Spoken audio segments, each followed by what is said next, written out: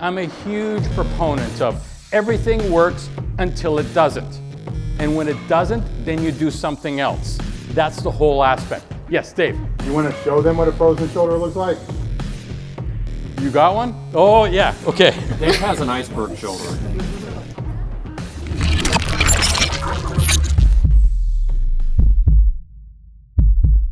Okay, thank you for coming and for the last session. It's taken me 24 hours to get here. I'm all jacked up on caffeine, so this is going to be a great session. Before I start, though, I want to bring two people up here, Joe and Alicia. Joe and Alicia, come on up. I have limited edition Swiss gear for you guys. Now, have they done an amazing job? Give them a laugh. I'm one of the few people that understands what it takes to put this on, and it is a lot of work. So this is for Joe. So a Swiss 26 t-shirt and also hoodie. Oh, thanks, Ken. Welcome. And for Alicia, you have a fleece hoodie. Oh, what up? And also a t-shirt. So again, thank you so much. Oh, thank you. Thank you. Thank you. And bags. Thanks. This is going to be a more participatory type of session. I want you guys to walk out with some things that you can utilize. So we're going to flip it to the PowerPoint presentation now. So how many people here are strength conditioning coaches? How many people here are personal trainers? How many people here are a therapist, physical therapist, chiropractor? Awesome. Okay.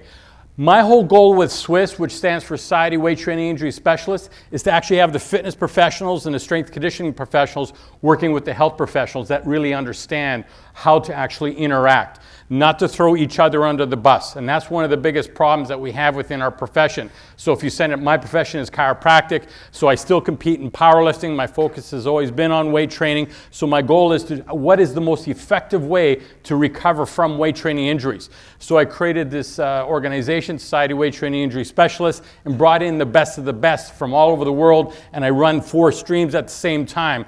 A training stream, so we have all the top powerlifters and bodybuilders, a training stream, rehab stream, a nutrition stream, and also treatment stream. And the cool part is the interactions between them all. So my goal is to really understand it. So we're going to be going over 3 major motion patterns. Since this is sitting and you can't really move stuff around, we're going to stay within the upper body. So we're going to do pain with pushing forward. This can be in football, so any type of action. Up in Canada, where I'm from, in Toronto, hockey is a big thing, so you're always pushing, especially into the boards, or bench press. Pain with pushing overhead, and also lateral arm abduction. So in the barbell bench press injury, what do we normally see? We can see a subscapularis strain, a pec clavicular strain, a pec sternal strain, and anterior deltoid strain. These are all muscular patterns. We're going to first start with the subscapularis strain. The subscapularis is the largest rotator cuff. It's one of the most powerful ones. It is the #1 muscle that's involved in bench press injuries that I have seen. The function of the subscapularis is internal rotation. That's one of it. The second one is it basically prevents anterior translocation of the humeral head. In English, what does that mean? As I bring the bar down, it prevents the shoulder from going forward. If the subscapularis is strong enough and hasn't shortened, it will prevent it, and you'll stay in that position. As soon as you get in this position and you see a shoulder pop forward like that, that's usually a subscapularis issue. So you can watch someone. I'm really big on looking at things macro and also micro. If someone has a problem with their shoulder when they bench press, I always say, you know what, let's see how you bench. And I can learn and see whether or not it's a technique issue or is it a dysfunction issue. So these are one of the biggest issues that we tend to see. In training, we have 2 different styles. This is the bodybuilding technique, where it's maximal stress on the pecs. The problem is it also has maximal stress on the shoulder capsule. So you can't, nor should you use a lot of heavy weight in that position just because it's so much stress in that. Now, if you bring your arm up, everyone here. Now don't whack your partner in the head, but as you bring it back, have the hand, the elbow, and the shoulder all in the same plane and bring it back. And you can feel the tension in the shoulder. Now, the second one is the powerlifting style, where you bring it down 45 degrees and you can bring it back further. Now, this is an easier way. So if someone has shoulder pain, this is why the hammer strength machine is so effective for people that have shoulder problems, because it naturally, or even machines, it naturally gets you into this drop down shoulder position. So these are the two different styles depending on what you're trying to achieve. This is more power, the other one is more bodybuilding. So for the bench press subscapularis strain, we're going to do two different tests here, range of motion and also the muscle test. This is probably one of the best tests to see whether or not you have tightness. So this is what I want you to do. Bring up your arm, your elbows in line with your shoulder, and I want you to externally rotate so your hand is behind the shoulder. Now, what I don't want is for you to lean back like that. So if it's tight, okay, it will look like this. So this is still good, hand in line with the shoulder external rotation. This is something, so when you're working with your clients, with your athletes or anything else, if they can get into this position, this is something as a strength conditioning coach, personal trainer, and even as chiropractors and physical therapists that we can work with stretching, mobility work, and everything else. What tends to happen here, though, is external rotation, which is a possible frozen shoulder. If someone is in this position where the elbow is in front of the shoulder and you're internally rotated, and that's as far as you can go, you know what? You can roll all you want. You can active release it all you want, acupuncture, laser. This is extremely difficult. All the doctors and therapists, we all know how bad frozen shoulder is. Frozen shoulder has an 18-month process, 6-month freezing, 6-month frozen, 6-month thawing. So whenever someone comes in with true frozen shoulder, you know, I ask them, how long have you had it? If they go, you know what, I've had it for 3 months, I say, this is going to be a long process. Or if someone says, you know what, I've had it for about 15 months, I know that I'm going to have success, regardless of what I do. Now, with therapy, we can reduce that 18 months down into 6 months, even 3 months. There is a guy, who are the chiropractors here? Have you guys heard of Francis McMurphy? Francis McMurphy out of Texas. He's created a technique called OTZ where he's figured out the cranial nerve 11, that's with the traps. He does an adjustment off the top occiput that restores the function of that nerve. So I went down to Texas to take a seminar to learn this one adjustment. He didn't even touch the shoulder. And he has people from all over the world fly in to learn this one technique. And literally, people that have had this for 3 months or 3 years where they literally can't raise their arm. And if you've ever seen anyone with true frozen shoulder, you want to put a bullet in your head. Like, I mean, it is 24/7 chronic toothache pain in your shoulder all the time. This guy flew in, he was a cameraman, and for 3 years, he couldn't raise his arm. Francis basically checked his neck and saw that, yeah, you know what, this may be an inclusion. This may be one of the problems. Did the adjustment, and it's a hardcore adjustment. Like, I mean, your family feels it when you get adjusted. It's so hard. And I spent all weekend down there trying to learn it. It's such a difficult adjustment, I still can't do it, even after all this time. Literally, after the adjustment, the guy raises his arm the first time like this. He's crying, his wife's crying, we're crying. This is how the seminar started. He says, okay, this is what can be done. So there's a lot of different techniques that are out there, and they all work. I'm a huge proponent of everything works until it doesn't. And when it doesn't, then you do something else. That's the whole aspect. Yes, Dave? You want to show them what a frozen shoulder looks like? You got one? Oh, yeah, okay. Dave has an iceberg shoulder. So this is a whole new diagnostics. I don't know what the code for fucked is, but...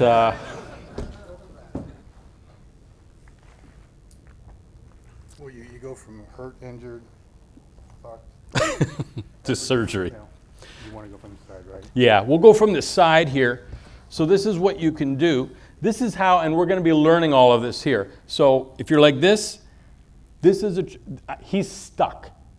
Like this is as far as I can go. Now, if I go further, it clicks. And if I go even further, it'll click more and possibly get stuck. You gotta keep going. No. You'll go there. Now, the other way that I check is, and we're going to be doing this, is as you bring this up, this is as far as he can go. Okay? And same thing here. This is the limitation of what we do. Same thing with the internal rotation. Now, abduction, we're about here. Do you mind if I use a percussor on this?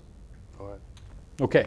Now, this is how you manage this. This is not how you fix this. I learned this working in a chronic pain clinic with 13 medical doctors where you can't necessarily, these are people that fell off a 5-story building on their back. You don't fix it, but you help them with their pain.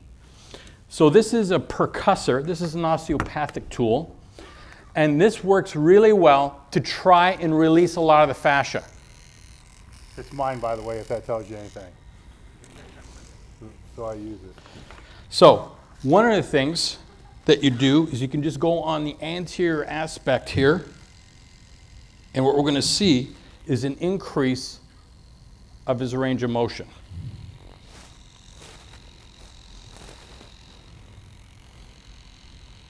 Now, a lot of times bench problems turn into the actual bicep. So the bicep a lot of times needs to be treated all the way down. There it goes.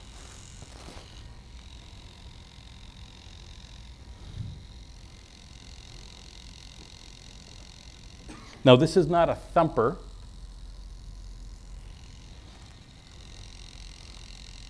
There it goes. So now we're able to bring his hand further and further back.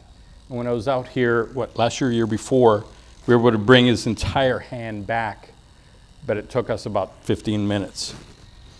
So it's a great tool to help restore some of the fascia. I was an assistant instructor of active release for a number of years, which is a fantastic technique. This one here also is a fantastic technique. So if we test it now, no, it's popping. It's way too much stuff inside there. Really? There we go. That releases it a bit more. So if I was to spend 15, 20 minutes, we'd probably get his arm up to here and bring it back a little bit further. How long would it last? Probably a day, maybe 2. Enough to bench. Which is the most important part. That's why I have that. Okay, thanks, Dave. So do you guys see that? So if you see what Dave has where you can't externally rotate, don't think that rolling around on a mobility ball is going to cure it or anything as far as putting needles in. It's just a lot of times surgery is the option. So if the hand is like this, you still can actually do a lot of work. Like this, you know what? Refer them out, start doing x-rays, start doing MRIs, everything else of that nature. You may be able to reverse it, depending on what's going on. But if it goes click, click, click, then I had this one patient, Ascondo, he was an Italian, he was probably about 82, he couldn't speak English, so he had an interpreter, so his wife brought him in, and it went like this, clunk, clunk, clunk, and then it was stuck.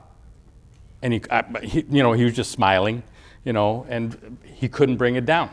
So I had to stand on top of the table, distract it, torque it, and go clunk, clunk, clunk. When it's that bad, so when we took x-rays of it, they're called joint mice, where there's just a ton of calcification from damage. But we were still able to, again, manage his pain, increase his range of motion. So this is the subscapularis muscle test, where you internally rotate your arm and you're trying to externally rotate. Who here has shoulder pain other than Dave? Come on up.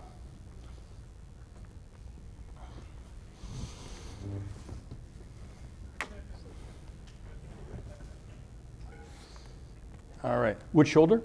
Right one, whenever I go like So, overhead. so what happened to your shoulder?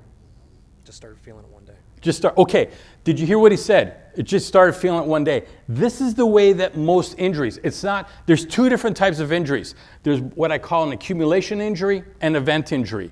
An event injury is you usually find it's on this day, this rep, this set, I was doing this exercise, or I got hit by a bus. Those are the two different styles of it. The other one is an accumulation, where it's like, I just don't know, it just got worse and worse and worse. Have a seat. Okay, so it's okay to assess this? Yeah, okay. So the very first thing that I want to do is the range of motion test. So he's in line. It's not really behind it, but I also want to compare it to the other side. And the other side is more. So the subscapularis muscle test, which is you bring it down, the elbow is in line with the shoulder. My hand is going to be underneath his hand here. He's going to push down, and I'm going to push up. So push down my hand. It's a little weak. It's not too bad, actually. Push down my hand. But this side is stronger. Push down my hand. Feels a little weaker. Nothing substantial.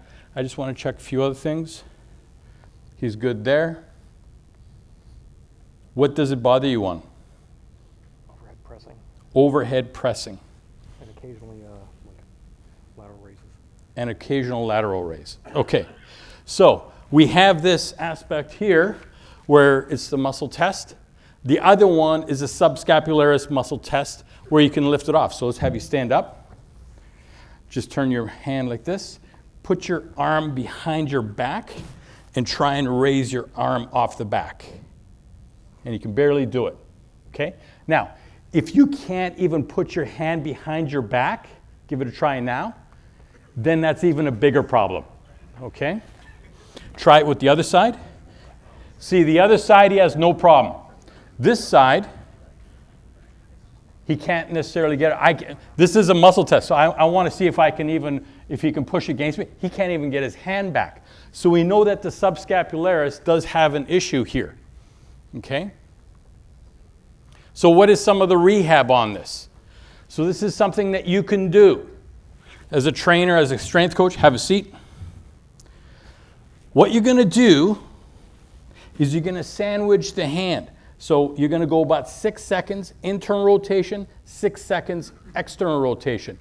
What the goal is a lot of times is proprioceptively, neurologically inside here, it's just not firing as well. There's been some damage, probably accumulation from lifting, whatever it may be. So what I want you to do is push down on my hand, for about 5-6 seconds, about 50%. Push backward. Push downward. Push backward. Now what I'm trying to do, push down. By about the 4th or 5th rep, he gets stronger. Push down. Push back. Does it feel different? Push down. Push back. Push down. Okay. All right. So let's see if that helped. So first we're going to check his external rotation here. And it's better than the other side. There's two different types of tightness. There's a structural tightness. Dave has that. Perfect example. If I was to do this on Dave, probably get 3 millimeters out of it. For him, because it's more of a neurological, just some of the programming in here not working as well, this works really well for that. So we'll start with that there. Now, I want to see what the strength is like. Push down on my hand. Does that feel better? Okay, so let's have you stand up. Put your hand behind your back and push off. Now he can do it, okay? How long will this last? Everyone always asks, until he screws it up again. We don't know what that is. Now, there's some other issues going on in here, but that's probably the first one. What size t-shirt you take? Medium. Medium, all right. This is a souvenir Swiss t-shirt for coming up here. Thank you. Thank you. Now, here's the kicker with everything that is done out there from me working with the trainers, the doctors, and everyone else.